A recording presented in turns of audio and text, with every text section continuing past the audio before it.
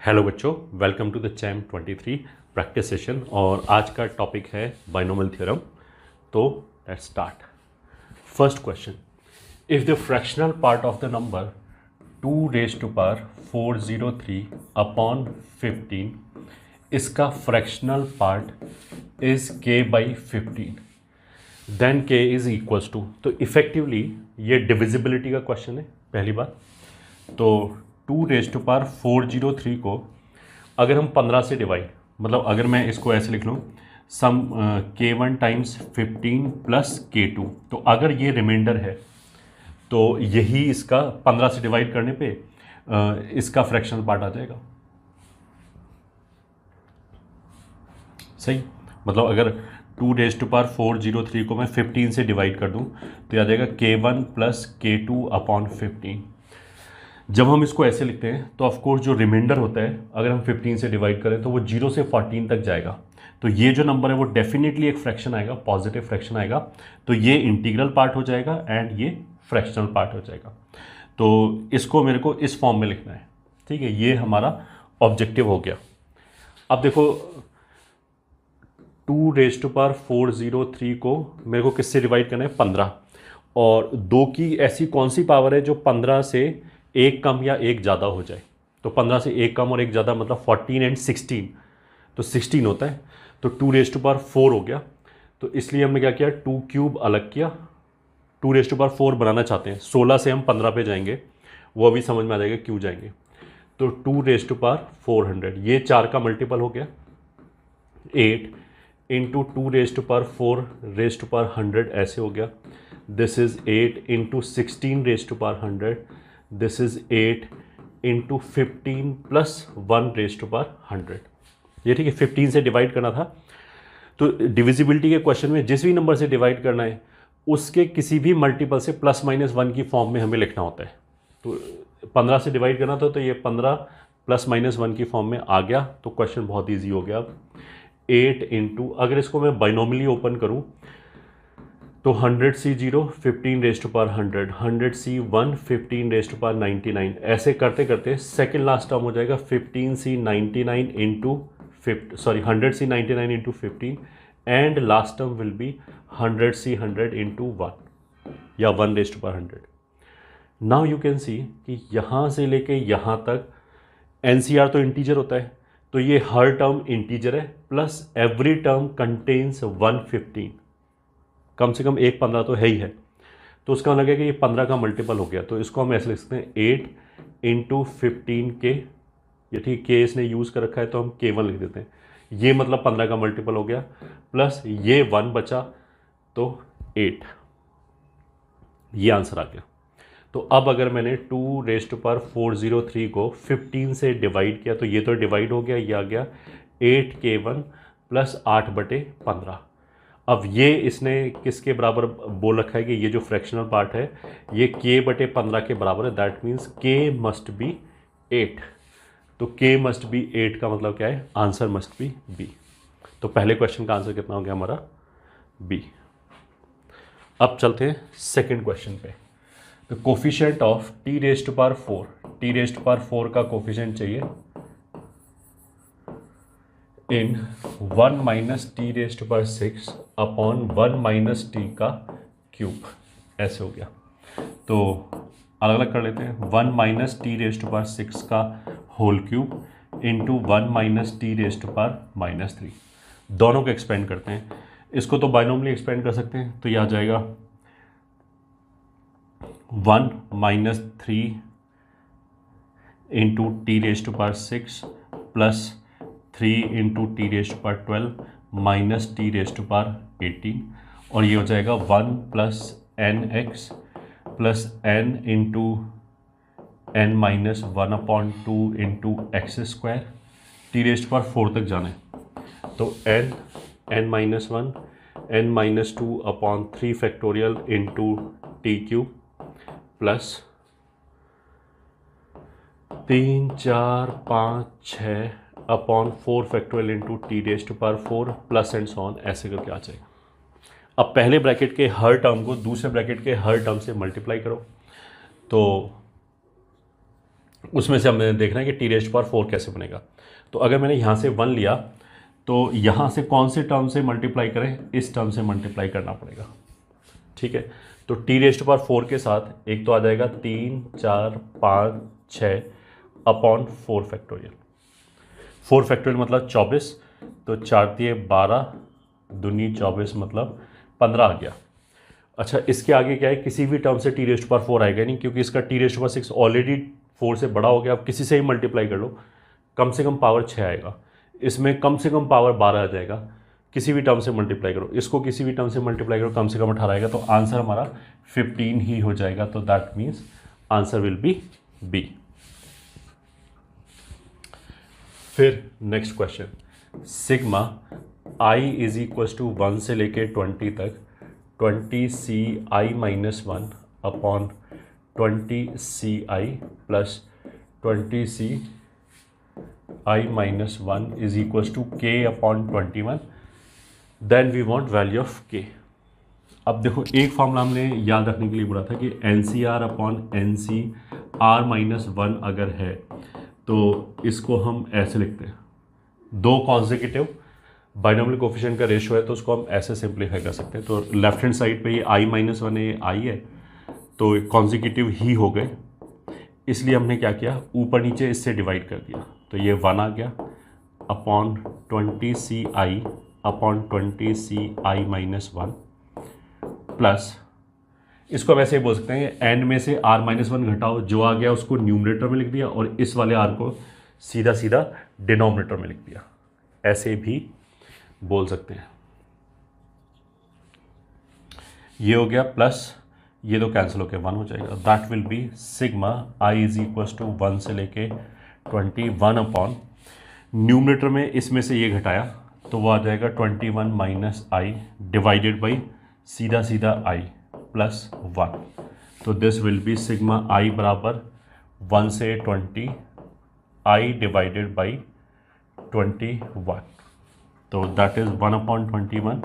Sigma r का formula लग जाएगा n प्लस 1 डिवाइडेड बाई 6, तो 21 कैंसिल और 20/6 मतलब 10/3 आ गया। तो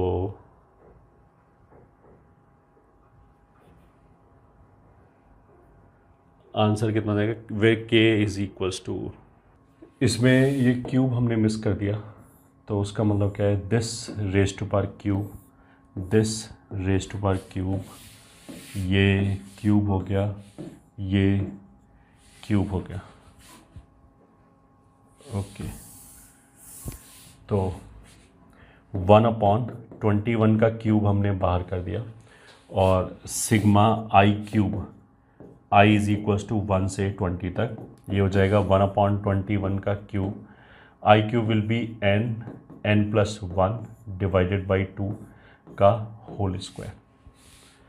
तो 21 का स्क्वायर कैंसिल किया, एक 21 यहाँ रह गया, and this will B 400 upon 2 into 1 upon 21 या फिर 200 अपॉन 21। अगर इसको k अपॉन 21 से बराबर किया तो दैट मीन्स k बराबर कितना आ गया, 200। तो 200 मतलब C is the correct answer. Next question, that says if the third term of the binomial expansion 1 plus x log 2x raised to power 5, इसका जो थर्ड टर्म है that is 2560, then a possible value of x is. अब देखो, वैसे तो जो third term है वो इस पे हाईएस्ट पावर से शुरू करें या फिर इस पे हाईएस्ट पावर से शुरू करें, वो अलग अलग आएगा। तो क्वेश्चन तो टेक्निकली गड़बड़ है क्योंकि दो आंसर आ सकते हैं, बट इसको हम डू अवे ऐसे कर सकते हैं कि हो सकता है कि दूसरे वाले से जो x का वैल्यू आ रहा हो वो इस किसी से मैच ही ना करे, इसीलिए इसने then the possible value of x बोला है। मतलब जितने भी सारे पॉसिबल आंसर है उसमें से एक ही आंसर आ रहा होगा। तो चलो पहले हम तो इसी की हाईएस्ट पावर से स्टार्ट करते हैं, मतलब T3 को लिखेंगे 5C2 और this x raise to power log 2x raise to power 2, ये हमारा 2560 हो गया। तो 5C2 का मतलब कितना हो गया, 5 इंटू 4/2 और इसको लिख सकते हैं log 2x बराबर 2560। तो ये 10 हुआ, उससे ये कैंसिल हो गया, दैट इज़ 256। अब देखो log x लिखा हुआ है जिसका बेस 2 है, तो बेसिकली क्या आ रहा है, log 2x बराबर 256 मतलब 2⁸8। तो यहाँ पे because log x to the base 2 है, इसलिए हमने दोनों तरफ log ही ले लिया 2 के बेस पे। तो लेफ्ट हैंड साइड पे आ जाएगा log 2 x⁻², log 2x बराबर राइट हैंड साइड पे आ जाएगा 8। इस पावर को अगर हम आगे कर दें और log 2x को t बोल दें, लेट log 2x बराबर t, तो फिर ये ऐसे आ जाएगा 2t इंटू टी बराबर 8। तो ये हो गया 4, that means t is equal two plus minus 2,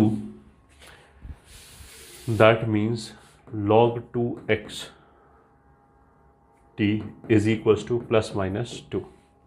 तो अब इसमें देखो x⁻² log 2x लिखा है, तो x बराबर 2⁻² प्लस माइनस 2। तो अगर प्लस 2 लिया तो 4 लिया आ जाएगा, माइनस 2 लिया तो 1/4 आ जाएगा। तो 4 एंड 1/4 में से 1/4 इज अवेलेबल, तो इसलिए आंसर कितना हो जाएगा ए। 4 अवेलेबल ही नहीं है तो कोई बात नहीं। Fifth question, the positive value of lambda for which the coefficient of x square, coefficient of x square in the expansion of x square into root x plus lambda upon x square raise to power 10 is 720। मतलब इसका coefficient कितना है 720। X square का जो coefficient है, x square का coefficient in this, अगर x square यहीं लिखा हुआ है तो उसमें से उसका मतलब क्या है कि इसमें से हमें एक्स चाहिए ही नहीं, ठीक है। तो इसमें कांस्टेंट टर्म जो आएगा, तो x अगर मैं बाहर निकालूं तो x⁻5 1 plus lambda upon x⁻5 5/2 हो जाएगा रेज टू पावर 10। इसमें कांस्टेंट टर्म का कोफिशिएंट 720 आना चाहिए। अब देखो अगर इस पे पावर 5 है तो अंदर से पावर 1/5 निकलना चाहिए, 1/x⁻5 निकलना चाहिए, मतलब डिनोमिनेटर में x⁻5 चाहिए, तो वो इसके साथ कैंसिल होके कांस्टेंट टर्म बन जाएगा। अगर मेरे को डिनोमिनेटर में इसको एक्सपेंड किया, टोटल 11 टर्म आएंगे, उन 11 टर्म को x⁻5 से मल्टीप्लाई किया, उसमें हमें कांस्टेंट टर्म चाहिए। तो उसका मतलब क्या है कि उन 11 टर्म में अगर किसी के डिनोमिनेटर में x⁻5 है तब वो इससे मल्टीप्लाई होकर x⁻5 बनेगा। तो अगर मेरे को डिनोमिनेटर में x⁻5 चाहिए तो ऑफकोर्स इस पे पावर 2 होना चाहिए, दोनों पे पावर का सम 10 है तो इस पे पावर 8 होना चाहिए। तो required coefficient will be 10c2। इस पे पावर अगर 1 पे पावर 8 आएगा तो 1 ही रहेगा, इस पे पावर 2 आएगा तो लैम्डा स्क्वायर भी आएगा, दैट मस्ट बी 720। तो उसका मतलब क्या है, लैम्डा स्क्वायर मस्ट बी 720। और ये कितना हो जाएगा 10 इंटू 9, मतलब इंटू 2/10 इंटू 9। तो ये 0 कैंसिल हो गया, 8 ये हो गया 16। तो lambda is equal to -4 and 4। फिर इसने पॉजिटिव वैल्यू बोला है तो 4 चलेगा, ये रिजेक्ट हो गया। तो 4 का मतलब क्या है, answer is A. Simple coefficient वाला क्वेश्चन।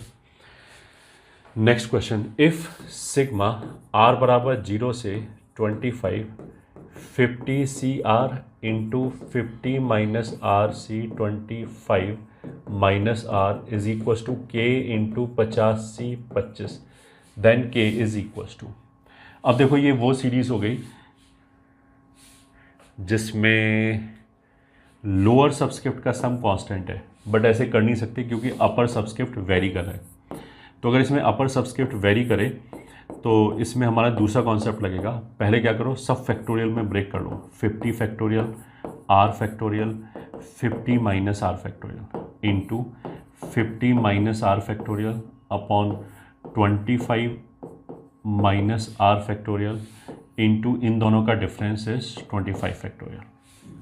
तो 55 minus R factorial, 50 minus R factorial cancel हो गया, बाकी कांस्टेंट को बाहर निकाल दो। तो 50 और 25 बाहर गया, 50 factorial upon 25 factorial. Sigma r बराबर 0 से 25, यहाँ पे आ गया 1/r 25 माइनस आर। फिर देखो, अगर मान लिया यहाँ पे कुछ अल्फ़ा लिखा है, यहाँ बीटा लिखा है, और इन दोनों का सम अगर ऊपर लिखा है अल्फ़ा प्लस बीटा, तो इसको हम लिख सकते हैं alpha plus beta C alpha, या फिर alpha plus beta C beta. Binomial coefficient के फॉर्म में ऐसे लिख सकते हैं। तो इन दोनों का जो सम है r एंड 25 माइनस आर का, वो कांस्टेंट है, दैट इज़ 25। तो इसलिए हमने ऊपर 25 फैक्टोरियल जनरेट किया। 25 तो एक कांस्टेंट है, ये तो ऑलरेडी बाहर लिखा है। हमने एक और 25 फैक्टोरियल से डिवाइड किया एंड मल्टीप्लाई किया। तो जो मल्टीप्लाई किया वो अंदर लिख लिया, जो डिवाइड किया वो बाहर लिख दिया। बाहर ऑफ कोर्स कोई भी r का टर्म नहीं ले जा सकते, 0 से लेके 25। अब ये वाला जो टर्म है ये हो गया 50c25, और ये हो गया सिग्मा r बराबर 0 से 25 25cr। तो ये सारे बाइनोमियल कोफिशिएंट का सम हो गया, 0 से लेके, मतलब 0 से चालू किया 25 तक सभी आ रहे हैं। तो ये आ जाएगा 50c25 इंटू 2n25। अब 25c25 तो दे रखा है, 2n25 की जगह k लिखा है, तो कंपेयर करने पे k कितना हो गया 2n25। दैट मीन्स आंसर कितना हो गया D। Answer will B D। Next question, the value of r for which 20cr 20c0 plus 20cr minus 1 20c1 plus 20cr minus 2 20c2 plus and so on 20c0 20cr। अब देखो सारे term plus plus plus वाले, और जो lower subscript का सम है वो r है, इसका भी सम r है। तो इसका हमने शॉर्टकट बताया था कि इन सब का सम r हो गया। इसका हमने शॉर्टकट बताया था, अगर सारे प्लस प्लस वाले टर्म हो, मतलब ऑल्टरनेट प्लस माइनस नहीं होना चाहिए, और लोअर सबस्क्रिप्ट का सम कांस्टेंट है प्लस अपर सबस्क्रिप्ट फिक्स्ड है, मतलब लास्ट क्वेश्चन की तरह नहीं है कि वो वेरी कर रहा है, तो ऊपर वालों को तो अलग जोड़ दो 40c, और जो कांस्टेंट आया वो ये आ जाएगा। तो यही सम आएगा। इसको हम कोफिशिएंट कंपैरिजन मेथड से भी कर सकते हैं। 1 + x⁻20 को एक्सपेंड किया, फिर एक 1 + x⁻20 को एक्सपेंड किया, फिर दोनों को मल्टीप्लाई किया, वहाँ से भी कोफिशिएंट कंपेयर करोगे यही आ जाएगा। अब इसकी मेरे को अगर मैक्सिमम वैल्यू चाहिए तो मिडिल बाइनोमियल कोफिशिएंट सबसे बड़ा बाइनोमियल कोफिशिएंट होता है। तो 20cr की मैक्सिमम वैल्यू कितनी हो जाएगी, सॉरी 40cr की मैक्सिमम वैल्यू कितनी हो जाएगी, इतना, when r is equals to 20। तो इसलिए आंसर कितना हो गया 20।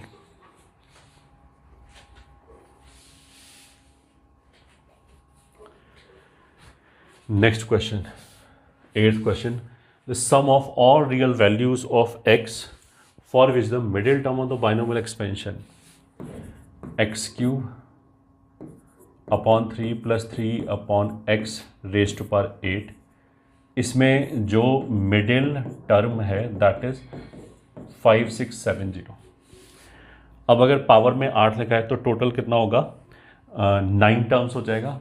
तो 9 अगर टर्म है तो T5 will be the middle term. अगर ये T5 है तो 8c एक कम लिखते हैं 4, जो भी ये लोअर सबस्क्रिप्ट है 4 वो इस पे पावर एज इट इज आ जाएगा, तो 3/x⁻4, और इन दोनों का जो डिफरेंस है वो भी बाई चांस 4 है, वो पहले वाले पे आ जाएगा, x³/3⁻4। ये अब 5670 के बराबर है। तो अब लिख लेते हैं 8 7 6 5, यहाँ हो गया 24 इंटू x⁻, यहाँ से 12 और 4 चला गया तो 8 बचा, 3⁻4 और 3⁻4 कैंसिल हो गया, तो 5670 ये आया अल्टीमेटली। कैंसिल कर लेते हैं, 8 ये हो जाएगा 3 3, ये हो जाएगा 2, तो 5 2 10, ये चला गया, तो x⁻8 बराबर 56/7/7 81। तो 4th रूट लेंगे तो 3 आएगा, तो 8th रूट लेंगे तो ±√3 आएगा। ठीक है, तो इनका समेशन क्या हो जाएगा, 0। तो आंसर कितना हो जाएगा, 0। The sum of all real values बोला है बस, तो रियल वैल्यूज तो ये आएगा। वैसे तो फिर टोटल वैल्यूज की बात करें तो 8 रूट्स आएंगे, बट रियल वैल्यूज उसमें से यही रहेगा। ठीक है, मतलब ऐसे करके देख सकते हैं x⁴ बराबर ±9, तो -9 छोड़ दिया क्योंकि उसके इमेजिनरी रूट आएंगे। फिर x² बराबर ±3, फिर -3 छोड़ दिया, and so on. Next question, x + 10 raised to power 50 plus x - 10 raised to power 50 बराबर a0 plus a1x plus a2x² plus and so on a50 x raised to power 50। तो इसमें क्या होगा, ऑल्टरनेट टर्म कैंसिल हो जाएंगे। तो twice of पहला term कितना है, 50c0 x raised to power 50 ये आएगा। दूसरा टर्म कैंसिल दोनों जगह से, बिकॉज एक जगह से प्लस आएगा, एक जगह से माइनस आएगा। फिर जो तीसरा टर्म आएगा 50c2 x raised to power 48 into 10², ऐसे करके आएंगे। तो उसका मतलब क्या है कि a1 0 होगा, फिर ऐसे ही अगर a3 x³ लिखा है तो ये भी 0 होगा। a2 कितना हो जाएगा, x² का कोफिशिएंट। अच्छा, ऐसे करते करते सबसे बिल्कुल वाला लास्ट टर्म कितना आएगा, 50c50 into 10 raised to power 50। इससे पहला टर्म आ जाएगा 50c48 x² into 10 raised to power 48, ये आ जाएगा। अब अगर हम दोनों तरफ से कंपेयर करें तो a0 will be 2 into 50c50 into 10 raised to power 50, ये तो a0 हो गया। And a2 will be, a2 मतलब क्या है, कोफिशिएंट ऑफ x²। तो x² तो यहाँ पे है, तो इसका कोफिशिएंट क्या है, एक तो ये 2 मल्टीप्लाई होगा, वो ये आ गया, इंटू 50c48 और 10 raised to power 48। यहाँ से अगर हमने डिवाइड किया तो a2/a0 बराबर 2 कैंसिल हो गया, और ये वैसे ही 1 हो गया, और इसको लिख सकते हैं हम 50c2, और नीचे एक 10² बचेगा। तो दिस इज 50/49/2 इंटू 100। 50 से 2 हो जाएगा, तो 49/4, तो ये जगह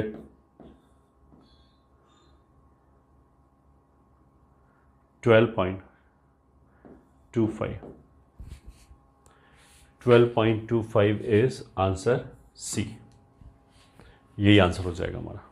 10th question is the ratio of the 5th term from the beginning, मान लिया t5, and 5th term from the end, मान लिया t5 इसका ratio in the expansion of this is.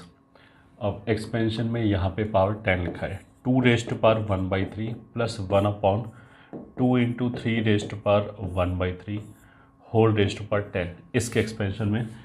तो शुरू से अगर पहला टर्म है तो 10c4, और जो दूसरे वाला टर्म है 1/2 इंटू 3 raised to power 1/3, इस पे तो पावर आ जाएगा 4, और जो दूसरा टर्म है इस पे पावर आ जाएगा, इन दोनों का डिफरेंस 6। ठीक है, अब अगर लास्ट से चालू करेंगे तो उसको भी हम ले सकते हैं 10c4, इनके रोल रिवर्स हो जाएंगे, बस 2 raised to power 1/3 की पावर 4 आ जाएगा, and 1/this raised to power 6 आ जाएगा। तो दैट इज इक्वल्स टू, ये पूरा कैंसिल, 6 और 4 में ऊपर 2 बचा, और इन दोनों में नीचे 2 बचा, तो 1/2 इंटू 3 raised to power 1/3 का square, that is equals to, ये ऊपर आ गया 2², 2 raised to power 2/3, 3 raised to power 2/3। तो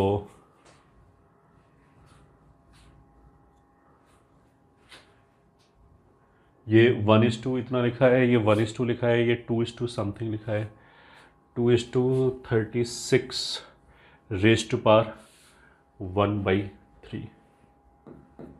तो ये हो जाएगा 9। अगर हम इन दोनों को मिला दें तो ये हो जाएगा 4 इंटू, ये हो जाएगा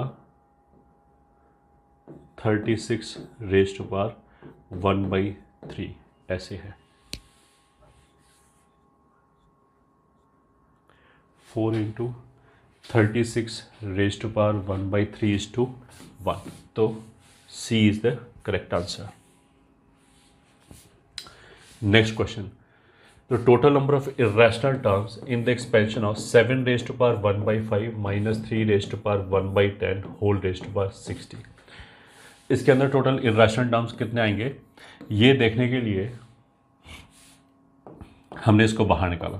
तो 7 रेज टू पावर, क्योंकि 60 जो है वो 5 से डिवाइड हो जाएगा 12, 1 minus 3 raise to power 1/10 upon 7 raise to power 1/5 raise to power 60। अब ये रैशनल टर्म है, इसको जब एक्सपेंड करेंगे 7 और 3 आपस में कोई मैनिपुलेट होगा नहीं कि पावर जुड़ जाएंगे। तो डिफरेंट नंबर्स है, डिफरेंट प्राइम नंबर्स है, तो दोनों को ही इंडिविजुअली रैशनल होना पड़ेगा। और इसको रैशनल होने के लिए इसके ऊपर पावर 10 का आना चाहिए। 10 पावर आने से 5 और 10 एक साथ चला जाएगा। तो इसके लिए जो पावर है वो 0, 10, 20 ऐसे करके 60 तक चला जाएगा। तो that means total number of terms will B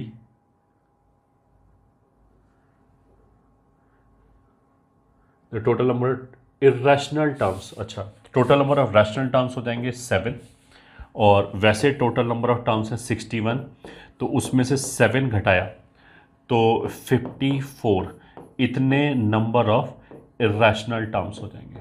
तो 54 is D, total number of irrational terms in the binomial expansion of this. ये हमारा आंसर हो गया। Next question, NC4, NC5 and NC6 are in AP then N can be. तो NC5 का twice will be NC4 plus NC6, ये हो जाएगा। कोई नहीं, फैक्टोरियल में डिवाइड कर लेते हैं। n factorial, 5 factorial, n minus 5 factorial, n factorial, n minus 4 and 4 factorial plus n factorial, 6 factorial, n minus 6। तो एक तो ये n कैंसिल हो गया, और हमेशा बड़े वाला फैक्टोरियल कैंसिल करो। तो जैसे 5, 4 और 6 में 6 सबसे बड़ा है, तो इसी को कैंसिल किया 6। इसको 6 बनाने के लिए ऊपर 6 इंटू 5 आ जाएगा, इसको 6 बनाने के लिए ऊपर 6 आ जाएगा। तो मतलब ऊपर नीचे 6 से मल्टीप्लाई करो, 6 फैक्टोरियल बन जाएगा, वो कैंसिल कर दिया, ऊपर वाला बचा रह गया।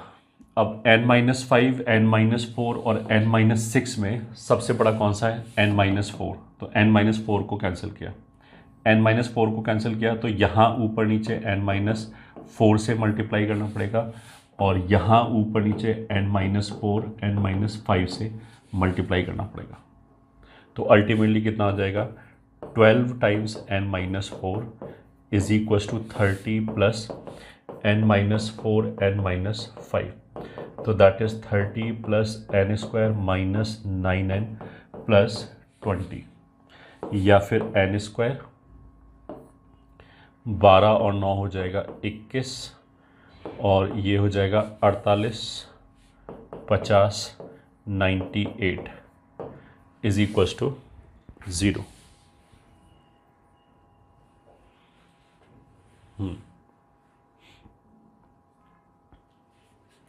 तो इसके जो रूट हो जाएंगे वो हो जाएंगे n बराबर 14 एंड 7। ठीक है, देन n कैन बी, तो 7 तो है नहीं ऑप्शन में, 14 है, इसलिए आंसर कितना हो गया? B. Next question, 2 into 20C0 plus 5 into 20C1 plus 8 into 20C2 plus 11 into 20C3 plus and on, last में 62 इंटू 20C20, ये हो गया। तो 2 और 3 5 और 3 8 और 3 11, उसका मतलब क्या है कि 3R, और इसकी वजह से हम सिग्मा चालू करेंगे R बराबर 0 से 20 तक। तो 0 रखने पे 2 आना चाहिए, तो इसलिए +2, इंटू 20CR, ये इसका जनरल टर्म हो गया। दोनों को सेपरेट कर दिया, 3 into sigma R into 20CR plus 2 into sigma 20CR, R बराबर 0 से 20 तक, R बराबर 0 से 20 तक। अब 0 रखेंगे तो ये 0 हो जाएगा, तो हम 1 से 20 भी कर सकते हैं, क्योंकि जो 0 वाला टर्म है वो एनीवेज 0 है, तो 0 जोड़ने का कोई फ़र्क नहीं पड़ता। तो ये तो सिंपली हो जाएगा 2⁻20। इसमें फॉर्मूला लग जाएगा, n नीचे उतर आया, तो 60 R बराबर 1 से लेके 20 तक, और अगर ये मैच कराए तो उसको नीचे उतार लिया और 19 एक एक कम कर दिया, 19CR-1 प्लस ये हो जाएगा 2⁻21। R बराबर 1 रखने पे 0 हो गया और 20 रखने पे 19 तक जा रहा है, तो ये भी सारे बाइनोमियल कोएफिशिएंट का सम है, तो इसका सम हो जाएगा 2⁻19 प्लस 2⁻21। इसमें से अगर हम 4 निकालें तो यहाँ 12 बचेगा, नहीं 4 निकालेंगे तो यहाँ 15 बचेगा, तो 15 और 1 कितना हो गया 16 इंटू 2⁻21। 4 निकालने का मतलब क्या है कि ये भी 2⁻21 हो जाएगा, वो कॉमन लिया, तो 2⁻25 विल बी द आंसर। तो इसलिए D will be the correct answer. Next question, the sum of the coefficient of all odd degree terms in x in the expansion of this, तो x plus cube root of x cube minus 1⁻6 प्लस x minus cube root of x cube minus 1⁻6।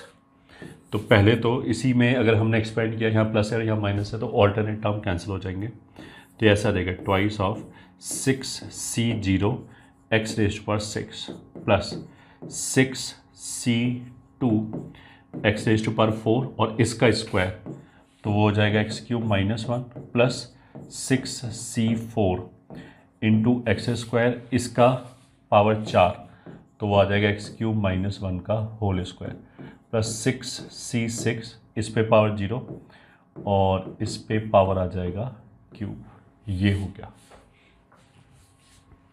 तो this is 2 into 6C0 1 होता है, तो इतना हो गया। 6C2 को हम ले सकते हैं 15 इंटू x⁻7 माइनस x⁻4, चलो ऐसे लिख लिया। 6C4 और 6C2 बराबर होगा, तो ये भी हो जाएगा 15x², इसका स्क्वायर माइनस 2x³ प्लस 1, ये 1 हो गया। तो a माइनस बी का whole cube, a³ minus b³ minus 3x³ minus 1, यह आ गया। अब इसमें पूछा गया the sum of coefficient of all odd degree terms in x, तो x⁻6 उसकी वजह से कितना हो जाएगा 2, और x⁻7 तो इवन डिग्री टर्म का सम चाहिए, तो वो तो ऑड हो गया, ये इवन है, तो इसके साथ कोफिशिएंट -15, फिर इसका जो कोफिशिएंट है वो +15, 18 डिग्री आ गया, और इसका जो कोफिशिएंट है वो फिर +15, और ये ऑड हो गया, इसको इवन बोल देंगे, और ये x⁻6 के साथ -3, तो ये कैंसिल हो गया। तो ये आंसर कितना आ गया हमारा 13। अच्छा, एक बाहर इंटू 2 और लिखा हुआ है, ये तो हमने केवल अंदर वाले कैलकुलेट किए, नहीं, हमने क्या किया, गड़बड़ कर दिया। तो 2 को तो बाहर ही रहने देते हैं, x⁻6 का 1, फिर इसका -15, फिर +15, फिर एक और +15 -1 एंड -3, ये हो जाएगा। तो ये 15 कैंसिल हो गया, 3 ये भी चलो कैंसिल हो गया, तो ये कितना बचा 12 इंटू 2 24 आएगा। तो 24 का मतलब क्या है कि answer will be B, even power का coefficient. Next question, find the remainder when x = 5 raised to power 5 raised to power 5 raised to power 5, ऐसे 24 टाइम्स, ये ठीक है, इज डिवाइडेड बाई 24। तो इसको तो हम ऐसे बोलते हैं कि 5 रेज़ टू पावर समथिंग लिखा है, इसको हमने 24 से डिवाइड किया, तो 5 की ऐसी कौन सी पावर है जो 24 से +1 या +-1 पे आ जाए। तो 24 से एक कम 23 हो गया, एक ज़्यादा 25 हो गया, तो 25 से आ जाएगा। अगर 25 आ जाएगा तो 5 स्क्वायर 25 होता है। तो उसका मतलब क्या है कि अब मेरे को ये पता लगाना है कि ये जो पावर है ये इवन है या ऑड है, क्योंकि 5 स्क्वायर का मतलब क्या है कि मेरे को 5 स्क्वायर क्रिएट करना पड़ेगा। अगर मान लिया 623 होता या 624 होता मान लिया, तो फिर हम यहाँ से 625 बनाते हैं। 625 के लिए 5 रेज़ टू पावर 4 होता है, मेरे को 4 चाहिए होता। तो उस वाले केस में हम ये जो समथिंग है उसको ये देखते हैं ये 4k + 1 है या 4k - 1 है, ठीक है। अगर मान लिया मेरे को 5 रेज़ टू पावर 5 चाहिए होता तो हम इसको देखते हैं कि 5k + 1 है या 5k - 1 है। यहाँ पे तो हमें ऐसा कुछ चाहिए नहीं, यहाँ पे तो बेसिकली हमें 5 स्क्वायर चाहिए। तो मेरे को बस ये जानना कि इवन है या ऑड है, तो वो बहुत ईजी है। 5 की कोई भी पावर जो होगी यहाँ से लेके यहाँ तक की 5 raise to power something odd ही आएगा, इवन तो कभी आएगा नहीं। तो उसका मतलब क्या है कि ये 5 2k + 1 टाइप है, ऑड नंबर हो गया। तो इसमें हमने 5 को अलग कर दिया, 5 रेज़ टू पावर 2k को अलग कर दिया, 5 स्क्वायर को अलग कर दिया, raise to power k, this is 5 into ये 25 को हमने लिख दिया 24 + 1 raise to power k, this is 5 into, जब इसको एक्सपेंड करेंगे तो हर टर्म में एक 24 आएगा, केवल लास्ट टर्म को छोड़ के। तो जो इसका एक्सपेंशन है वो कुछ ऐसे आ जाएगा 24i1 plus last term will B 1, तो दिस इज़ 24i2 + 5, मतलब इसको 5i1 को i2 बोल दिया। तो इसको अगर मैंने 24 से डिवाइड किया तो रिमाइंडर कितना आएगा 5, इसलिए आंसर कितना आ जाएगा सी।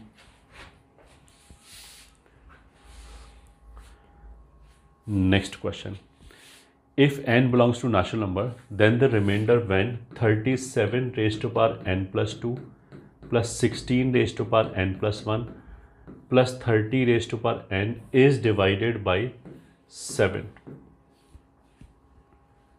इसको अगर हम 7 से डिवाइड करें, ठीक है, अब देख लो कि 37 का कौन सा, मतलब सॉरी 7 का कौन सा मल्टीपल 37 के ±1 पे है। तो 37 से एक कम 36, एक ज़्यादा 38, कोई भी 7 से डिवाइड नहीं हो रहा, ठीक है, तो कोई बात नहीं। बट 35 जो है वो इससे 2 दूर है, फिर 14 जो है 7 का मल्टीपल 14 वो इससे 2 दूर है, और 28 जो है वो भी इससे 2 दूर है।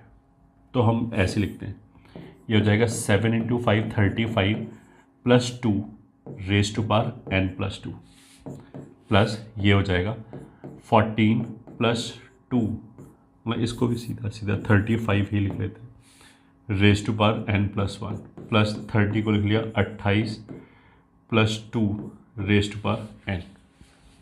अब जब हम इसको एक्सपेंड करेंगे तो सारे टर्म में 35 आएगा, केवल लास्ट टर्म को छोड़ के। तो सारे टर्म जिसमें 35 आएगा उसको तो हमने मिला के 35 k1 लिख दिया, लास्ट टर्म ये आ जाएगा 2 रेज़ टू पावर n + 2, ये आ गया, प्लस इसके सारे टर्म में 14 आएगा और लास्ट टर्म को छोड़ के, तो उन सारे टर्म्स को क्लब करके ऐसे लिख लिया, प्लस लास्ट टर्म आ जाएगा 2 रेज़ टू पावर n + 1। जो लास्ट टर्म आएगा उसमें बाइनोमियल कोएफिशिएंट तो 1 ही आएगा, n + 1 c n + 1, तो इसलिए वो 1 लिखा नहीं। सेम लॉजिक से ये हो जाएगा 28 k3 + 2 raise to power n। अब देखो ये हो गया, ये हो गया, ये हो गया, इन सबको मिला के 7i1 बोल दिया। इन सब के सम को मेरे को 7 से डिवाइड करना है। यहाँ पे 2 रेज़ टू पावर n अगर मैंने कॉमन लिया तो साथ में 4 बचेगा, 2 raise to power n common लिया तो साथ में 2 बचेगा, लास्ट में 1 बचेगा, 4 2 6 और 1 7, तो ये भी 7 से डिवाइड हो गया। तो उसका मतलब क्या है कि जो रिक्वायर्ड रिमाइंडर है वो कितना आ गया हमारा इसमें 0।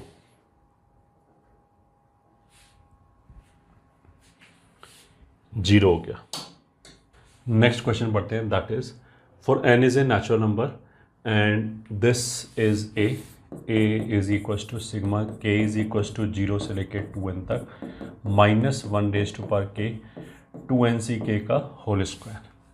देन दिस इज, मान लिया ये b है, that is k is equals to 0 से लेके 2n -1 raise to power k minus 2n and this is 2nc k का होल स्क्वायर। इसमें सबसे इम्पॉर्टेंट प्रॉपर्टी क्या है सिग्मा के अंदर, a plus B minus R वाली प्रॉपर्टी। तो इसमें समेशन वेरिएबल k है, तो a प्लस बी हो गया, जो भी लिमिट्स का सम है। सिग्मा में भी और इंटीग्रेशन में भी इस तरह की प्रॉपर्टी होती है। तो वो हो गया 2n, 0 प्लस 2n कितना हो गया 2n। तो k की जगह हम रख सकते हैं 2n minus k।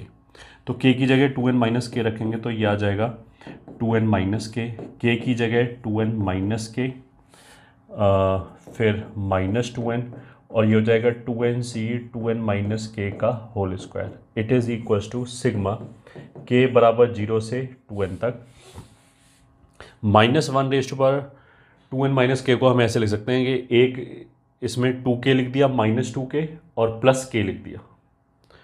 2n minus 2k even number होगा तो -1 रेज टू पावर इवन तो इवन होगा, उसको हटा दिया और -1 रेज टू पावर k बचा। मतलब हमने क्या किया 2n माइनस k को ऐसे लिख लिया 2n minus 2k plus k। अब ये इवन पार्ट है तो अगर -1 raise to power even plus k लिखा है तो उसको हम -1 raise to power even into -1 raise to power k। अब ये 1 हो गया तो हटा सकते हैं, हटा दिया। इसमें से ये दोनों कैंसिल हो गया तो आ गया -k 2nc 2n minus NCR बराबर NCn माइनस आर वाली प्रॉपर्टी लगा के इसको वापस k लिख सकते हैं। ऐसे हो गया। अब ऐसा होने के बाद हम इन दोनों को जोड़ सकते हैं। अगर हमने इन दोनों को ऐड कर दिया तो लेफ्ट हैंड साइड पे आ जाएगा 2b, दोनों में सिग्मा सेम है 0 से 2n, -1 raise to power k भी सेम है एंड 2nc k का होल स्क्वायर यहाँ पे भी आ रहा है, यहाँ पे भी आ रहा है। इसको और इसको जोड़ेंगे तो k ख़त्म हो जाएगा और कितना बचेगा -2n बचेगा। -2n से दोनों तरफ 2 हटा दिया तो b विल बी -n बाहर आ गया। सिग्मा k बराबर 0 से 2n तक -1 raise to power k -1 raise to power k and 2nc k का होल स्क्वायर। इसी को उसने a बोला है तो this is -an times a, मतलब b is the correct answer इस क्वेश्चन में। Next property, the value of the expression. अगर केवल C0 लिखा है तो उसका मतलब क्या NCR का होल स्क्वायर लिखा है k बराबर 0 से लेके n तक। और इसको हम ऐसे ट्रीट कर सकते हैं, दो बाइनोमियल कोफिशिएंट है, एक को हमने लिख लिया NCR, एक को लिख लिया NCn माइनस आर। अब ऐसा करने से इन दोनों का सम कांस्टेंट हो गया इज इक्वल्स टू n। तो आंसर सीधा सीधा लिख सकते हैं, ऊपर वालों को जोड़ दिया 2nc, नीचे वालों को जोड़ दिया n, तो यही आंसर हो गया। ठीक है, बस एक चीज़ और देखना पड़ेगा कोई टर्म मिसिंग तो नहीं है। तो अगर k बराबर k नहीं मतलब r है ऑफ कोर्स, हाँ r बराबर अगर 0 से चालू किया है तो NC 0 से चालू है तो इससे पहले कोई टर्म आ ही नहीं सकता, और NC n तक जा रहा है तो इसके बाद में भी कोई टर्म नहीं आ सकता। तो सारे टर्म अवेलेबल हैं तो यही आंसर है। तो 2NCn का मतलब क्या है, C is the correct answer. Next फिर S is equals to sigma r बराबर 0 से लेके n तक -1 raise to power r NCR upon r plus 2 CR। So this is equals to sigma r बराबर 0 से n तक -1 raise to power r plus 2 CR, basically r plus 2 CR is nothing but r plus 2 C2 is nothing but r plus 2 r plus 1 upon 2। तो वैसे लिख दिया NCR upon r plus 2 r plus 1 whole divided by 2। फिर ये वाला formula एक होता है NCR अपॉन r plus 1, अगर ये इससे एक ज़्यादा है तो इन दोनों को एक एक बढ़ाया n+1 C R plus one, और नए वाले n को नीचे लिख दिया, ऐसे कर दिया। तो r से एक ज़्यादा ये r+1 हो गया, तो एक बार फॉर्मूला लगेगा, ये 2 ऊपर गया, एंड सिग्मा r बराबर 0 से लेके n तक -1r, एक एक बढ़ाया n+1 C R plus one, नया वाला n लिख लिया, ये तो फॉर्मूले के साथ हो गया, और ये r+2 एक्स्ट्रा आ गया। अब इससे फिर ये एक ज़्यादा हो गया, तो फिर सेम फॉर्मूला लग जाएगा। So this is equals to 2 sigma r बराबर 0 से n -1r, फिर एक एक बढ़ा दिया n+2 C R plus two, और नए वाला n नीचे उतार लिया n+2, n+1 पहले से लिखा है, ये r+2 तो फॉर्मूले में यूज़ हो गया, तो ये आ गया। और n+1 n+2 का समेशन वेरिएबल r से कोई मतलब नहीं है, तो इन दोनों को बाहर भेज सकते हैं। तो ऐसा करने से ये आ जाएगा twice of n+1 n+2 sigma r बराबर 0 से लेके n तक -1r n+2 C R plus two, ये आ जाएगा। This is equals to 2/n+1 n+2। अब देखो ये जो एक्सप्रेशन लिखा हुआ है, ये तो सारे बाइनोमियल कोफिशिएंट लिखे हैं ऑल्टरनेट प्लस माइनस के साथ, तो इसका आंसर तो 0 हो जाएगा अगर सारे टर्म प्रेजेंट हैं। तो r बराबर अगर मैंने 0 रखा तो ये 2 से चालू हो रहा है, उसका मतलब कि सारे टर्म प्रेजेंट नहीं है, 2 टर्म मिसिंग है, r बराबर 0 एंड r बराबर 1 के करस्पॉन्डिंग जो टर्म है वो मिसिंग है। तो कोई बात नहीं, टोटल सम 0 माइनस ये जब पूरा 1 होगा, ठीक है, तो मतलब इस r को तो हम r+2 भी लिख सकते हैं, एक ही बात है, -1r लिखो या -1r+2 लिखो, दोनों एक ही बात है, दोनों का साइन सेम रहेगा, क्योंकि -1 का जो स्क्वायर है वो तो 1 ही हो जाएगा। तो अब ये थोड़ा बेटर मैच हो जाएगा और कुछ नहीं। तो इसमें कौन कौन सा टर्म मिसिंग है, जब r+2 का वैल्यू, जैसे इसमें तो r बराबर 0 रखा तो ये 2 से चालू हुआ, तो जब यहाँ पे 1 आएगा एंड जब 0 आएगा वो टर्म मिसिंग है, तो 0 आएगा वो टर्म घटा दिया, तो जब ये 0 हो गया तो n+2 c 0 माइनस जब ये 1 हो गया तो n+2 c 1, ये घट गया। तो this is 2 divided by n+1 n+2 minus ये हो जाएगा 1 प्लस ये हो जाएगा n+2, तो ये पूरा कितना हो गया इज इक्वल्स टू n+1, तो आंसर हो गया 2/n+2। तो 2/n+2 मतलब बी आंसर हो गया। तो इस क्वेश्चन का आंसर कितना हो जाएगा, बी।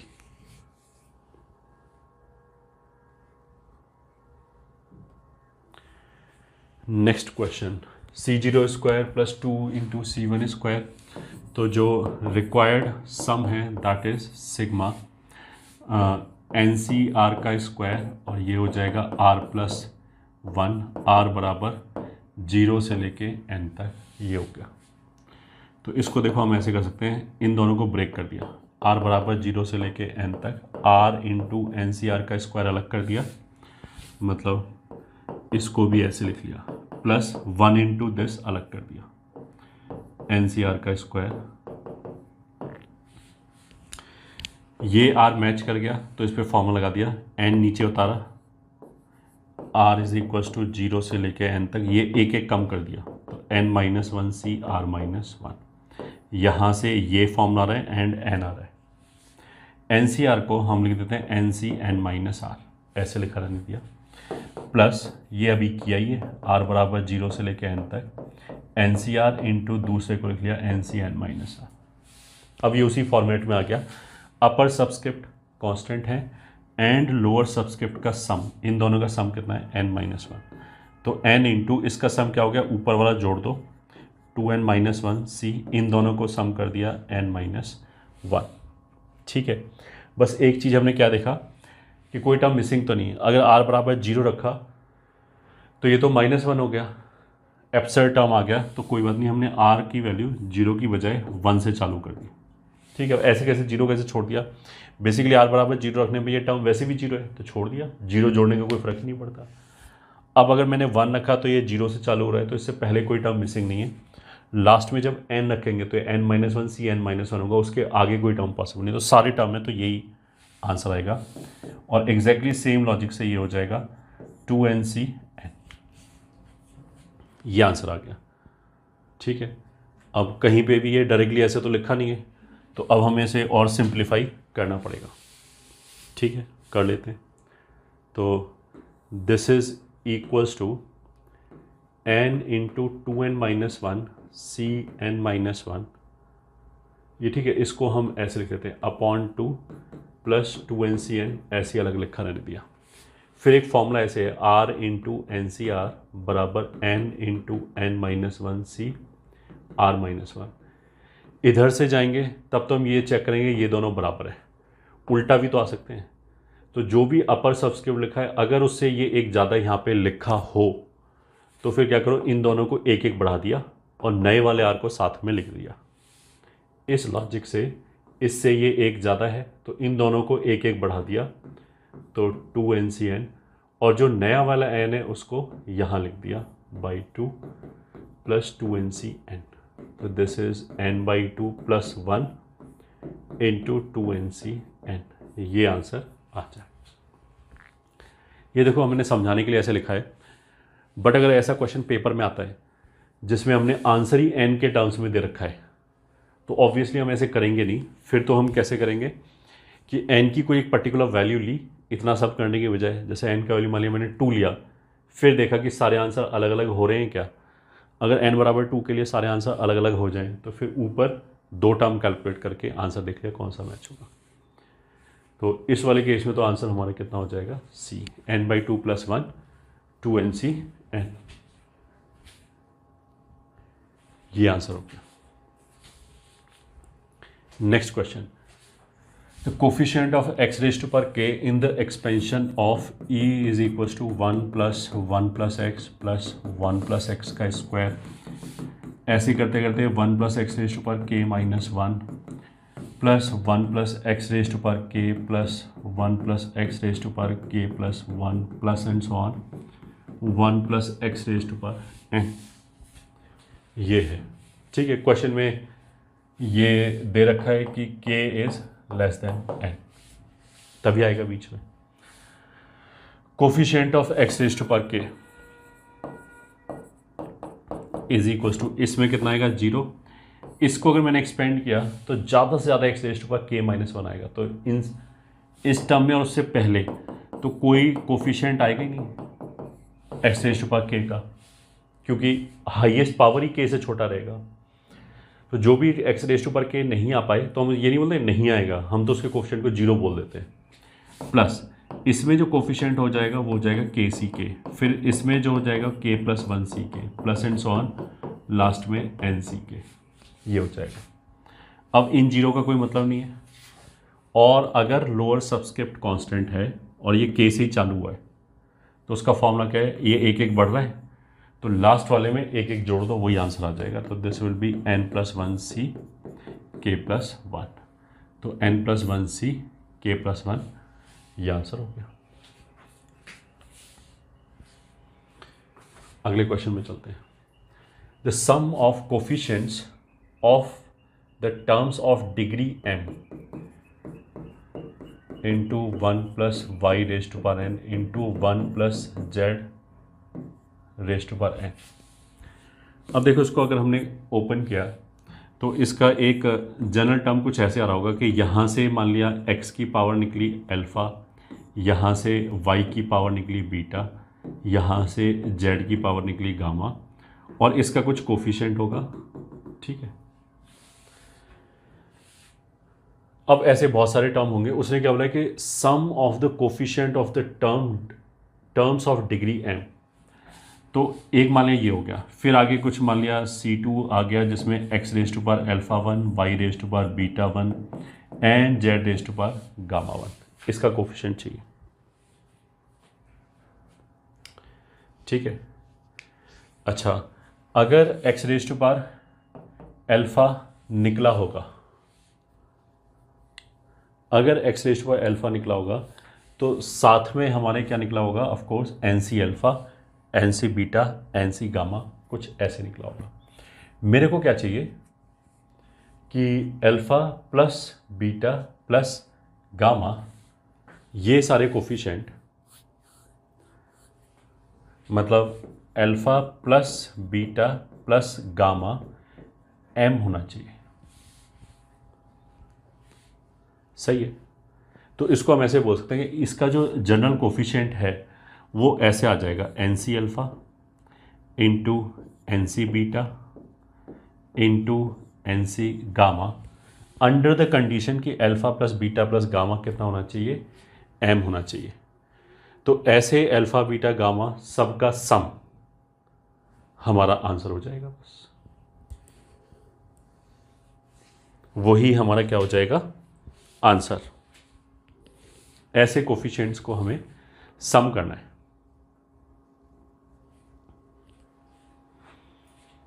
तो ये तो इस तरह की चीज़ होगी कि जो लोअर सबस्क्रिप्ट है, जो लोअर सबस्क्रिप्ट है उनका मतलब इनका हमें सिग्मा लिखना है under the condition alpha plus beta plus gamma एक कांस्टेंट नंबर होना चाहिए m। ठीक है। तो ये तो उसी तरह की चीज़ होगी कि अगर ये दो टर्म होते, मान लें अगर ये केवल दो टर्म होते तो हमारा आंसर क्या होता है, ऊपर वालों को जोड़ लेते नीचे वालों को जोड़ लेते। तो ऐसा करने से हमारा आंसर आ जाता। ठीक है। इसको हम ऐसे भी बोल सकते हैं कि तुम अपनी तरफ से ऐसे कंसीडर करो 1 plus x raise to power n। ठीक है। तो इसमें आ जाएगा NC0 plus NC1 x plus NC2 x square plus and so on. फिर हमने एक और लिखा 1 plus x raise to power n। फिर हमने एक और लिखा 1 plus x raise to power n।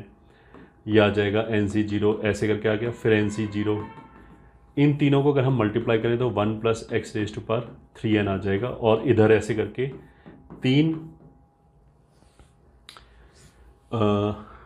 Expansions आ जाएंगे। अब इसमें अगर हमने जनरल टर्म लिखा रहा जिसमें एक्स रेज टू पावर कितना आ रहा हो m, तो इधर से तो आंसर आ जाएगा 3NCm। इधर से आंसर कैसे बनेगा, x raise to power m बनाने के लिए हम ऐसा बोल सकते हैं कि फर्स्ट ब्रैकेट से x raise to power alpha निकला, इससे x raise to power beta निकला और इससे x raise to power gamma निकला। तो इसके साथ जब अल्फा बीटा गामा निकलेगा तो यही तीन कोफिशिएंट्स आएंगे अंडर द सेम कंडीशन। तो जो हमने दो वाला बोला था उसको हम आगे बोल सकते हैं कि इन तीनों का सम कितना हो गया 3n और इन तीनों का सम कितना है m। तो यही आंसर हो जाएगा 3NCm। और जो इसका एक्सप्लेनेशन, मतलब ये तो शॉर्टकट हो गया कि जो हमने पहले शॉर्टकट लगाए थे वही शॉर्टकट अब लगा दिया। एक्सप्लेनेशन ये है कि अल्टीमेटली मेरे को ये चाहिए, उसके लिए हमने ऐसे तीन एक्सपेंशन लिए, इनको मल्टीप्लाई करो। अब राइट हैंड साइड से x raise to power m का कोफिशिएंट ढूंढो, अपने आप यही मिलेगा। जो कोफिशिएंट वहाँ पे मिलेगा वही यहाँ पे मिलेगा। ये हो गया हमारा 22। आगे चलते हैं। The number of irrational terms in the expansion of 5 raise to power 1/6 plus 2 raise to power 1/8 whole raise to power 100। अब इसमें क्या है, किसी भी टर्म को बाहर निकालोगे तो रैशनल टर्म बाहर नहीं जाएगा। तो इसको हम वैसे नहीं कर सकते जैसे हमने पहले किया था, थोड़ा सा लेंदी हो गया। तो अब जो भी एक जनरल टर्म आएगा वो कुछ ऐसे करके आएगा NCR 5 raise to power 1/6 raise to power n-r and 2 raise to power 1/8 raise to power r। अगर इसको रैशनल होना है तो इसकी तरफ से कोई चिंता नहीं है, इंटीजर होगा। ये भी रैशनल होना चाहिए, ये भी रैशनल होना चाहिए, क्योंकि आपस में क्लब नहीं होगा कभी भी, अलग अलग ही प्राइम नंबर है। इसको रैशनल होने के लिए r को 8 का मल्टीपल होना पड़ेगा। इतना ही काफ़ी नहीं है, जो भी r की वैल्यू 8 का मल्टीपल है उसको n-r जब हम करेंगे तो इसके ऊपर वो 6 का मल्टीपल होना चाहिए। तो 8 और 6 में 8 के मल्टीपल कम होंगे तो हम इधर से गिन लेते हैं। अगर ये 0 हो जाए 8,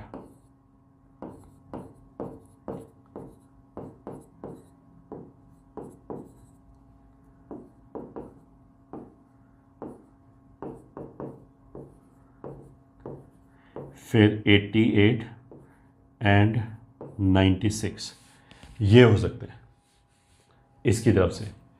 अब 100 में से घटाओगे तो इस पे पावर आ जाएगा 100 और ये आ जाएगा 92 और 100 में से 16 घटा दिया तो 84, या आ जाएगा 76, या हम उल्टा बोल सकते हैं 96 है तो इस पे कितना आ जाएगा 4, फिर 12, फिर 20, फिर 28, 36,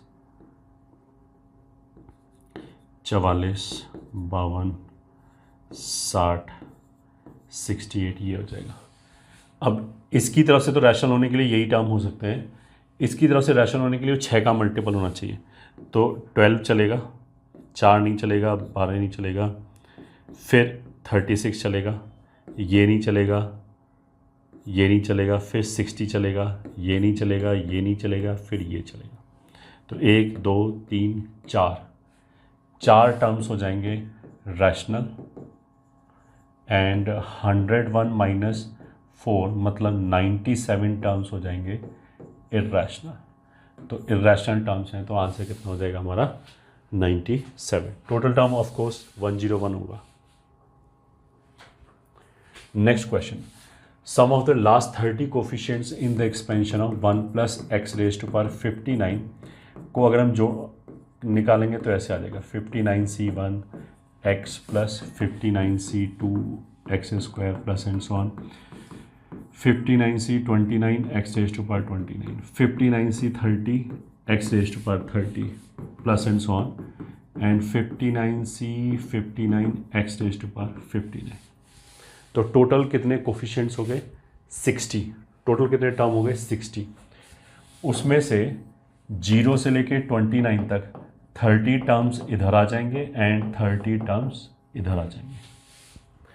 अब इसने क्या बोला है, sum of the last 30 coefficients, coefficients का सम बोला है, तो रिक्वायर्ड सम लास्ट 30 कोफिशिएंट ये हो जाएंगे 30 plus 31 plus and so on 59c 59, ये सम चाहिए। ठीक है, अच्छा ये दोनों बराबर हैं, फिर ये दोनों बराबर हैं, इक्विडिस्टेंट कोफिशिएंट बराबर होते हैं। तो अगर हमारे सारे कोफिशिएंट्स होते तो इन पहले 30 का सम और लास्ट के 30 का सम इक्वल ही आएगा। सारे कोफिशिएंट्स होते तो आंसर होता 2 रेज़ टू पावर 30, तो उसका आधा हो जाएगा 2 रेज़ टू पावर 30 नहीं 2 raise to power 59, 2 raise to power n होता है, तो n का वैल्यू 59 है। अगर सारे बाइनोमियल कोफिशिएंट होते तो 2 रेज़ टू पावर 59। पहले हाफ और लास्ट हाफ जो होंगे वो कोफिशिएंट्स सम वाइज इक्वल होंगे, क्योंकि पहला टर्म और लास्ट टर्म बराबर है, सेकंड और सेकंड लास्ट बराबर है एंड सो ऑन। तो इसलिए आंसर हो जाएगा 2 raise to power 58। That means D is the correct answer. If a and b are coefficient of x raised to power n in the expansion of this, तो ये हो जाएगा 2ncn and b हो जाएगा 2n minus 1cn respectively, then a upon b is equals to, तो 2ncn upon 2n minus 1cn। तो यहाँ तो सीधा सीधा फैक्टोरियल ही लिख लेते हैं, n factorial upon 2n minus 1 factorial n factorial, और इन दोनों का डिफरेंस n माइनस 1। ठीक है, ये एक n फैक्टोरियल तो ऐसे ही कैंसिल हो गया। इन दोनों में ये n बड़ा है तो यहाँ n बचेगा, इन दोनों में ये 2n एक बड़ा है तो यहाँ 2n बचेगा, तो 2n अपॉन n बराबर 2 आंसर आएगा। तो b आंसर हो गया। Very easy question. Next question, if the sum of coefficients of the first, second and third term,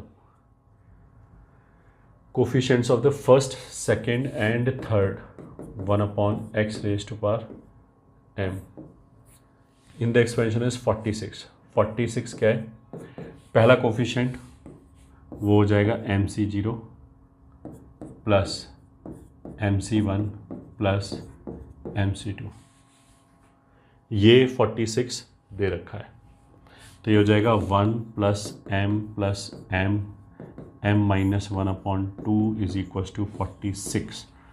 तो 45 90, 2m plus m square minus m बराबर 90, तो m स्क्वायर plus m minus 90 is equals to 0। ये हो गया 10 into 9, तो m बराबर 9 and minus 10, तो m का लिए 9 होगा, माइनस 10 तो होगा नहीं, then the coefficient of the term that does not contain x is, constant term चाहिए, ठीक है, x square plus 1/x raise to power m का वैल्यू कितना हो गया 9।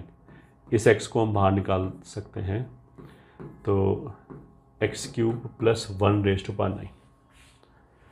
अगर इस पे पावर 9 आ रहा है और हमें x का टर्म ही नहीं चाहिए, तो इस पे यहाँ से भी x रेज टू पावर 9 आना चाहिए, उसके लिए इस पे पावर 3 होना चाहिए, इस पे 6 होना चाहिए। तो required coefficient will be 9c3 या 9c6 लिखो, दोनों की बात है। तो 9 8 7 3 2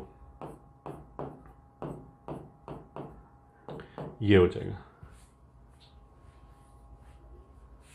तो आंसर विल बी 84। तो 84 is A answer. Coefficient x के टर्म को ऑफ कोर्स हटा के बोलते हैं। तो वैल्यू ऑफ सिग्मा के इज इक्वल टू 1 से लेके n तक एन सी के माइनस 1, ठीक है। This is equal to upper subscript constant है एंड इसको लिख लिया N C N minus K minus 1। अब इन दोनों को जोड़ा तो वो कांस्टेंट आ जाएगा, दैट इज n माइनस 1। तो अपर सबस्क्रिप्ट को जोड़ा 2n, लोअर सबस्क्रिप्ट को जोड़ा n माइनस 1, ये आंसर आ गया, ठीक है। फिर हमने देखा कोई टर्म मिसिंग तो नहीं है। 1 रखोगे तो ये 0 हो जाएगा, तो इससे पहले तो कुछ आ ही नहीं सकता है 0 से पहले, आगे जाने में तो बढ़ ही रखा है। n रखोगे तो यहाँ NCN आएगा, दोनों डिफाइन होने चाहिए। यहाँ पे n रखेंगे तो यहाँ तो n माइनस 1 दिखाई देगा, वहाँ से तो हमें फील आएगा कि एक टर्म आगे और आ सकता है, बट ये टर्म मना कर देगा क्योंकि NCN ये n रखने पे ही हो जाएगा, तो उसके आगे नहीं जा सकते। तो सारे टर्म है, तो यही आंसर है 2NCN माइनस 1, और इसको हम 2NCN प्लस 1 भी लिख सकते हैं। 2NCN नहीं है, 2NCN प्लस 2 नहीं है, तो A और B तो आंसर है ही नहीं। अब या तो ये है या तो ये, ठीक है, ये मतलब B है या तो D है। अब B को हमें मैनिपुलेट करके देखना पड़ेगा, कितना लिखा है, half 2n plus 2 CN plus 1 minus 2NCN, ऐसे लिखा है। तो एक तरीका तो ये है कि चलो हम सीधा सीधा फैक्टोरियल में लिख लेते हैं। 2n प्लस 2 हाफ ऑफ ये हो जाएगा n प्लस 1 फैक्टोरियल, और n घटाएंगे तो फिर n plus 1 factorial minus 2n factorial n factorial n factorial, ये हो गया। तो दोनों जगह से, जैसे ये 2n प्लस 2 है, ये n प्लस 1 है, ये n प्लस 1 है, तो बड़े टर्म को बाहर निकालते हैं। तो 2n प्लस 2 फैक्टोरियल, नहीं, न्यूमरेटर में से 2n फैक्टोरियल बाहर निकाला, तो यहाँ कितना बचेगा, 2n प्लस 2 2n प्लस 1 ये बचेगा। डिनोमिनेटर में n plus 1 n plus 1 n plus 1 n plus 1 factorial बाहर निकालते हैं, तो यहाँ ऊपर नीचे n प्लस 1 से मल्टीप्लाई करना पड़ेगा बाई ये वाला 2, ऐसे होगा। So this is equals to 2n factorial n plus 1 factorial n plus 1 factorial, ये दो कैंसिल करेंगे तो n प्लस 1 आ गया, तो एक n प्लस 1 बाहर निकाल दिया, और दूसरा बचेगा 2n plus 1 minus n minus 1, ये हो गया। तो ओके, एक n प्लस 1 से ये कैंसिल किया तो ये हो जाएगा 2n factorial n plus 1 factorial n factorial, और यहाँ से ये आ जाएगा n।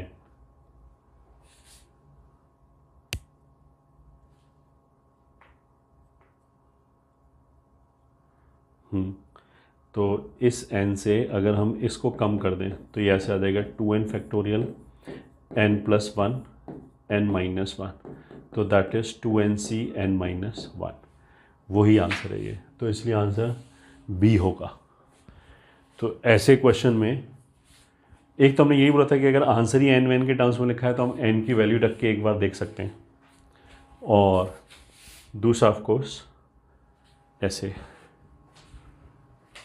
if in the expansion of x cube minus 1 upon x square raised to power n, sum of the coefficients of x raised to power 5 and x raised to power 10, तो हम ऐसे करते हैं, एक्स स्क्वायर बाहर निकाला is 0। ठीक है, तो 1/x⁴2n हो गया और ये हो गया x⁵5 minus 1/n। Then value of n is, थोड़ा सा ट्रिकी हो गया है। x⁵5 का कोफिशिएंट क्या होगा, यहाँ से मान लें इसके ऊपर हमने r लिया, तो यहाँ से कितना आ जाएगा 5r माइनस 2n, ये हमारा 5 होना चाहिए। तो फिर r कितना होना चाहिए 2n प्लस 5/5, r की वैल्यू ये होनी चाहिए। तो जो कोफिशिएंट हो जाएगा वो कितना हो जाएगा NC 2n प्लस 5/5, ये हो गया, और n माइनस आर इस पे आ जाएगा, तो मतलब -1⁻n minus R, that is 2n plus 5/5। ये एक कोफिशिएंट हो गया x⁵5 का। अगर हम x⁵10 का बोलेंगे तो कुछ भी चेंज नहीं होगा, बस यहाँ 10 हो जाएगा। 10 होने से हो जाएगा NC 2n plus 10/5 into -1⁻n minus 2n plus 10/5 is equals to 0। ये हो गया। तो अगर हम इस पे पावर देखेंगे तो टोटल 5n में से 2n गया, 3n माइनस 5/5, तो मतलब ये हो गया -1⁻3n और इंटू मतलब -1, ये बचा यहाँ पे पावर। यहाँ पे हो गया -1⁻3n इंटू -1 का स्क्वायर, तो मतलब ये ऑपोजिट साइन के हैं, तो अल्टीमेटली यहाँ से ऐसे आ जाएगा NC 2n प्लस 5/5 बराबर NC 2n प्लस 10/5। तो दो कंडीशन है, या तो लोअर सबस्क्रिप्ट इक्वल हो, आइदर 2n प्लस 5/5 बराबर 2n प्लस 10/5, और इनका सम अपर सबस्क्रिप्ट के बराबर हो। तो ये तो रूल आउट, क्योंकि ये 5 कैंसिल हो गया, ये कैंसिल हो गया, तो 5 बराबर 10 तो आ नहीं सकता। इसमें कितना हो जाएगा 2 और 2 4 और 5n, मतलब n बराबर 15। तो n बराबर 15 का मतलब क्या है, C will be the correct answer. Next question, the coefficient of the term independent of x in the expansion of 2x³ 3/2x² minus 1/3x⁹9, this is equals to, इस x को बाहर निकाल देते हैं, तो x⁹9 आएगा प्लस 1/x⁸8 आएगा plus 2/x⁶ आएगा, यहाँ हो जाएगा 3/2x³ माइनस 1 की पावर 9। अब इसको एक्सपेंड करो, हर टर्म इससे मल्टीप्लाई होगा, इससे मल्टीप्लाई होगा, इससे मल्टीप्लाई होगा, ये 8 था। जब इसको एक्सपेंड करेंगे तो केवल 3 के ही मल्टीपल आएंगे, तो इसको जब इससे मल्टीप्लाई करेंगे और मेरे को कांस्टेंट चाहिए, तो उसका मतलब क्या है कि इस पे पावर 3 होना चाहिए, इस पे 6 होना चाहिए। तो कोफिशिएंट कितना हो जाएगा, इसका अपना कोफिशिएंट 1, इसका कोफिशिएंट 9c3 इंटू 3/2 का क्यूब इंटू ये 3 भी है, माइनस 1/3 का पावर 6। x⁸8 किसी से भी मल्टीप्लाई कर लो, कांस्टेंट आ ही नहीं सकता, क्योंकि यहाँ से x⁸8 निकलेगा ही नहीं। फिर अगर इस पे पावर 2 हो जाए और इस पे 7 हो जाए, तो यहाँ से 6 निकलेगा, वो इससे कैंसिल हो गया। तो वो कोफिशिएंट कितना होगा, इसका अपना कोफिशिएंट 2, अगर इस पे पावर 2 चाहिए तो 9c2 3/2 का स्क्वायर माइनस 1/3 की पावर 7 कोफिशिएंट चाहिए, मतलब ये कैलकुलेट करना है।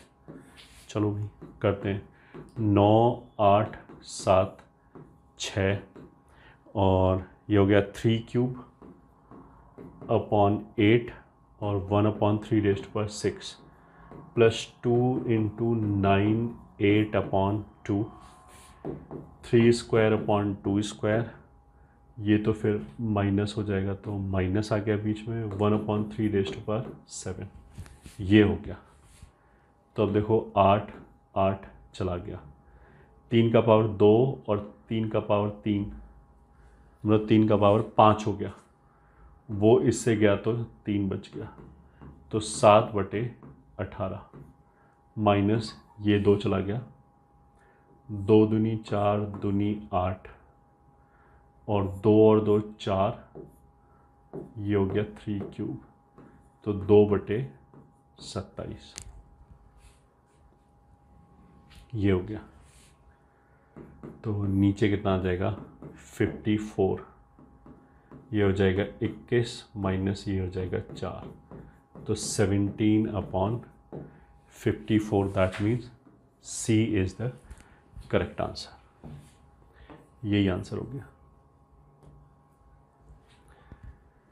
Next question, sum of n+1 terms of this series C0 C1 C2 ऐसे लिखा हुआ है, कोई बात नहीं, सिग्मा NCR और -1r नीचे हो गया r+2, दिस इज r बराबर 0 से n तक, ये सम निकालना है।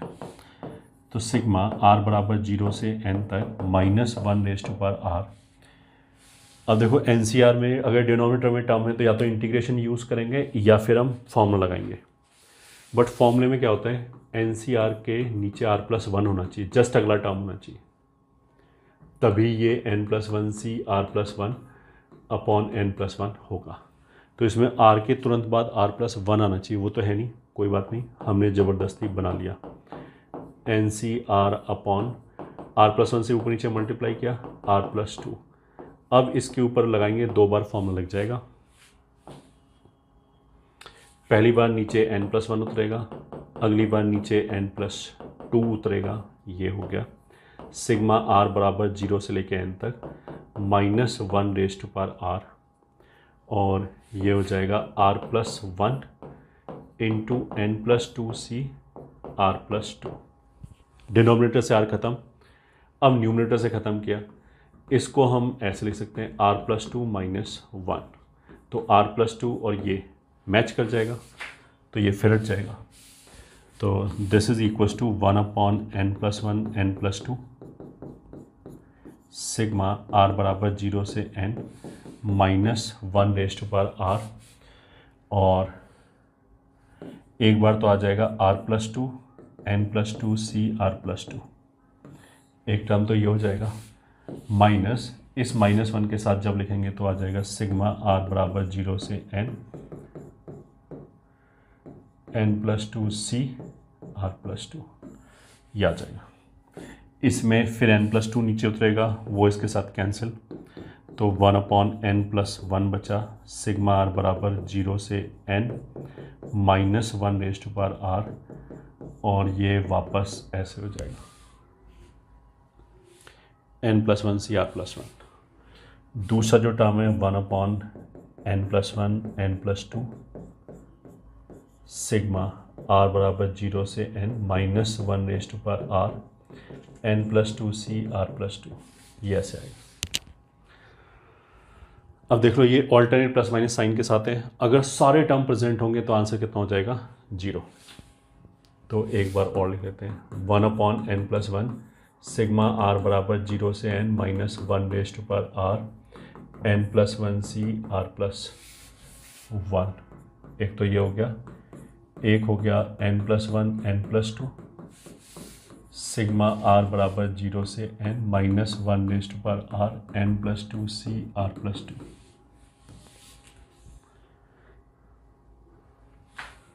यही है। तो 1/n+1 अगर मैंने इसमें 0 रखा तो ये 1 से चालू होगा, उसका मतलब क्या है कि n+1 c0 वाला टर्म मिसिंग है, ठीक है। तो हमने इसी पूरे में 0 रखा, अगर सारे टर्म प्रेजेंट होते तो आंसर होता है 0 माइनस इसमें अगर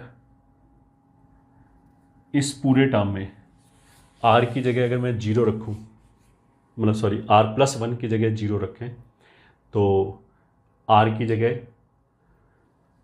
-1 रख सकते हैं, तो उसके करस्पॉन्डिंग जो टर्म आएगा -1 रखने पे माइनस ही आएगा और वो आएगा n+1 c0, ये टर्म मिसिंग है, बाकी सब टर्म प्रेजेंट है।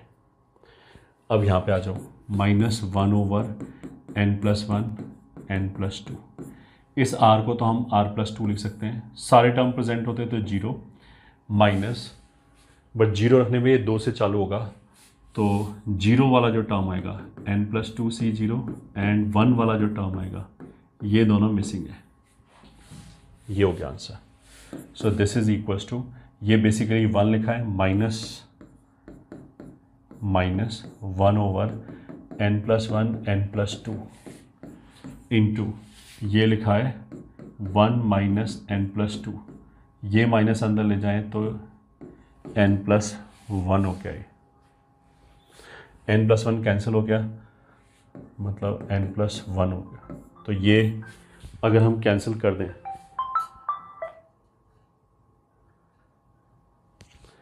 तो फिर ये आ जाएगा 1/n+1 minus 1/n+2, that is 1/n+1 n+2। यही आंसर आ जाएगा। Everything seems to be fine, तो आंसर कितना हो जाएगा हमारा डी, यही आंसर हो गया।